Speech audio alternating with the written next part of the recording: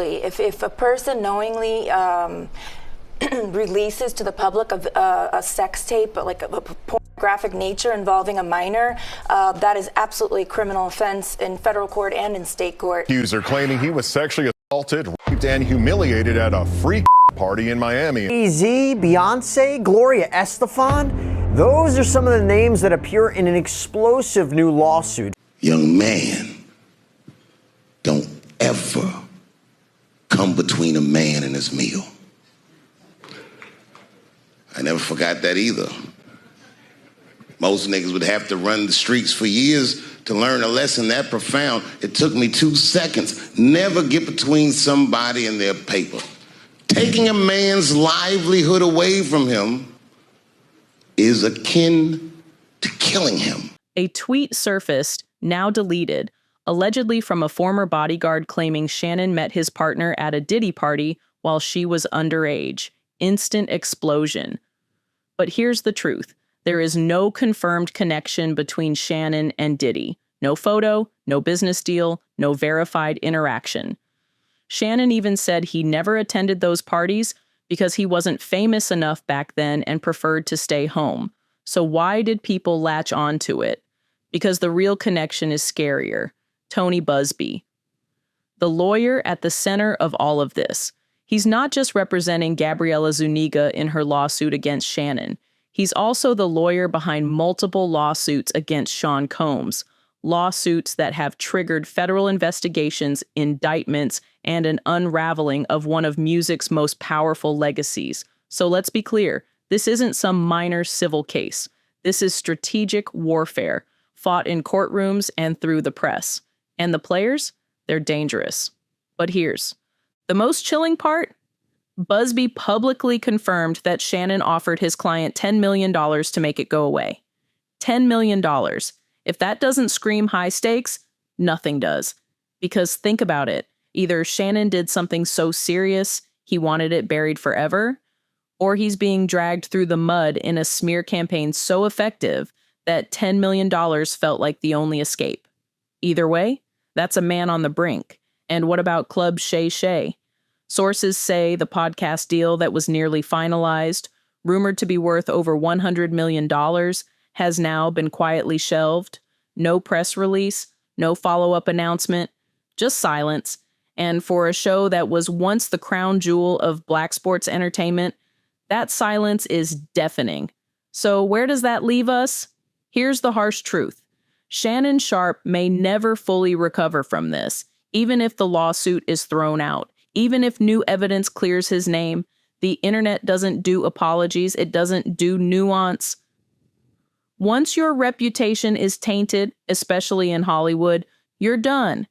Ask Monique, ask Katt Williams, ask anyone who's ever gone against the machine, because that's what this really is, a machine. And Shannon Sharpe stepped directly into its gears. He thought Club Shay Shay was just a platform. He didn't realize it was a battlefield. And now he's bleeding out while the same people who laughed with him pretend they never knew his name. But here's the twist nobody's talking about. There's still time for Shannon to flip the script. If he really is sitting on unreleased footage, if there's dirt that hasn't been dropped yet, then he holds the kind of nuclear leverage that could bring down careers, networks, entire empires. And that's the card nobody wants him to play. Because when a man has nothing left to lose, that's when he becomes the most dangerous. So the question isn't, will Shannon Sharpe survive this? The question is, what happens if he decides to fight back? Because if he goes scorched earth, Hollywood better brace for impact. But if you think this story ends with Shannon Sharpe, you haven't been paying attention. Because while the media has its spotlight on Shannon, someone else is quietly preparing for a federal courtroom. Someone whose name has come up again and again, whispered in interviews, hinted at in lawsuits, and indirectly exposed in viral podcast rants. Sean Diddy Combs. The man once known for running the industry is now being investigated for running something far darker, with federal agents raiding his homes, alleged victims lining up coast to coast, and a multi-state sex trafficking indictment reportedly set to unfold in just weeks. And here's what no one's saying out loud. Shannon Sharpe and Diddy share the same attorney. The same man, Tony Buzbee, is pulling the strings in two of the biggest celebrity cases of the year. Coincidence? Maybe.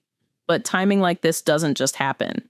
So while everyone's focused on Club Shay Shay being canceled, the real game might be happening somewhere else entirely.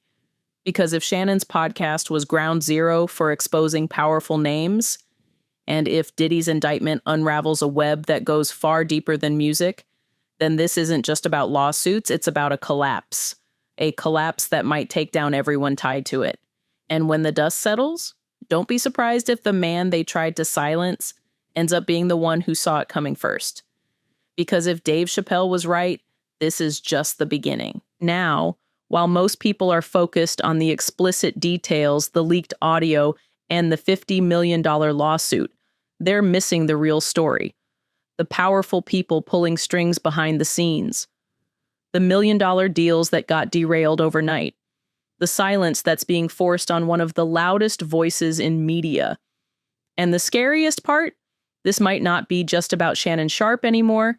This might be about who he was about to expose next. It all started with a podcast.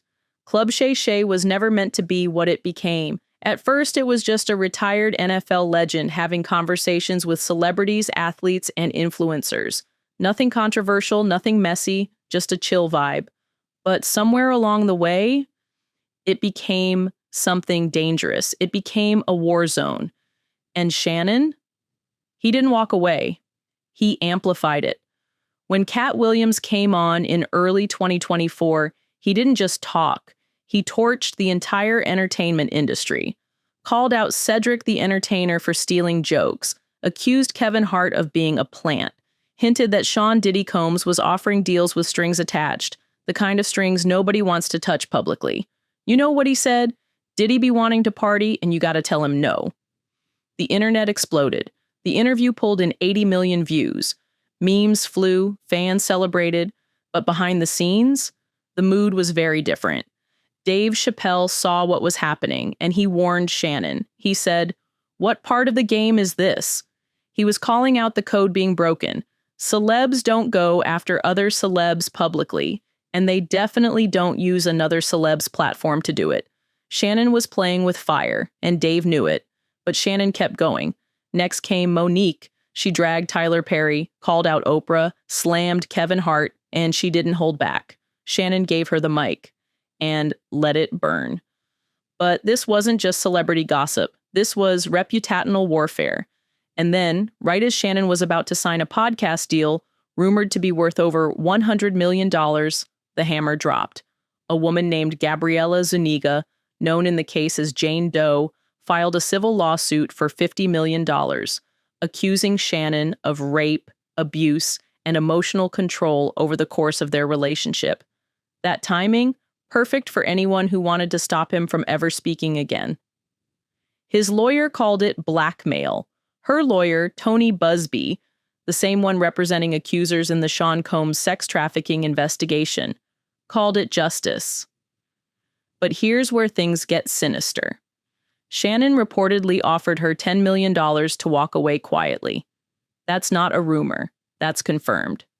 The settlement was declined. And instead, things got uglier. Texts leaked. Graphic messages, allegedly from Gabriella, talking about choking, collars, submission.